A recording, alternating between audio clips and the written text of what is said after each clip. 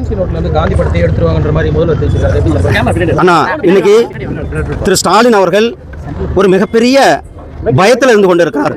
அவர் என்ன பேசணுன்றதே தெரியாத அளவுக்கு தான் இன்னைக்கு பேசிக் கொண்டிருக்கிறார். ஏதாவது ஒரு குறையை சொல்ல வேண்டும், மத்திய அரசாங்கத்தின் மேல பழியை போட வேண்டும், அதற்கான சாக்குகளை தேடிக்கொண்டிருக்கிறார். எந்தவித காரணமும் இல்லாமல் காலையில் எந்திரிச்சோன்னா ஒரு கடிதம் எழுதுறது, அது அந்த கடிதத்துக்கு இங்கே உடனே பப்ளிசிட்டி கொடுக்க வேண்டியது, இதுதான் நடந்து கொண்டிருக்கிறது. ஆக்கப்பூர்வமான மக்களுக்கான சேவை செய்வது அல்லது ஆக்கப்பூர்வமான அரசாங்கத்தை அவர்கள் நடத்தவில்லை. இன்றைக்கு தோல்வி பயத்தில் ஸ்டாலின் இருக்கிறார் என்பதுதான் இது காட்டுது. திமுக அரசு மீது தமிழக மக்கள் கோபத்தில் இருப்பதாகவும், தோல்வி பயத்தின் காரணமாகவே முதலமைச்சர் ஸ்டாலின் மத்திய அரசு மீது வீண் பழி சுமத்தி வருவதாகவும் மத்திய இணையமைச்சர் எல் முருகன் கடுமையாக சாடியுள்ளார். சென்னை விருகம்பாக்கம் சின்மயா நகர் வேதா நகரில் உள்ள 127வது வட்டத்தில் பாஜக கலை மற்றும் கலாச்சார பிரிவின் மாநில செயலாளர் திரு ஆர் பிரேம்குமார் ஏற்பாட்டில் நாளை நமதே தமிழ்நாடு நமதே என்ற தலைப்பில் தெருமுனை பிரச்சார கூட்டம் மற்றும் பட்ஜெட் விளக்க கூட்டம் நடைபெற்றது. இதில் சிறப்பு விருந்தினராக கலந்து கொண்ட மத்திய இணையமைச்சர் எல் முருகன் திமுக அரசின் நிர்வாக சீர்கேடுகளை அடுக்கடுக்காக பட்டியலிட்டார். பின்னர் செய்தியாளர்களிடம் பேசிய அவர், திமுக அரசு தேர்தல் நேரத்தில் கொடுத்த 500க்கும் மேற்பட்ட வாக்குறுதிகளில் 190% அதிகமானவற்றை இன்னும் நிறைவேற்றவில்லை என குற்றம் சாட்டினார்.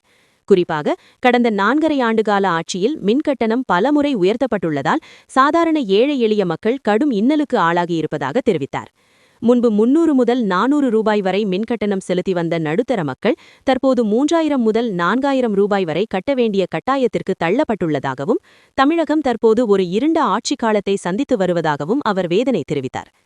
ரூபாய் நோட்டுகளிலிருந்து காந்தி படம் நீக்கப்படும் என முதலமைச்சர் கூறிய கருத்திற்கு பதிலடி கொடுத்த எல் முருகன், முதலமைச்சர் ஸ்டாலின் கடும் தோல்வி பயத்தில் எதை பேசுகிறோம் என்று தெரியாமல் பேசி வருவதாகச் சாடினார்.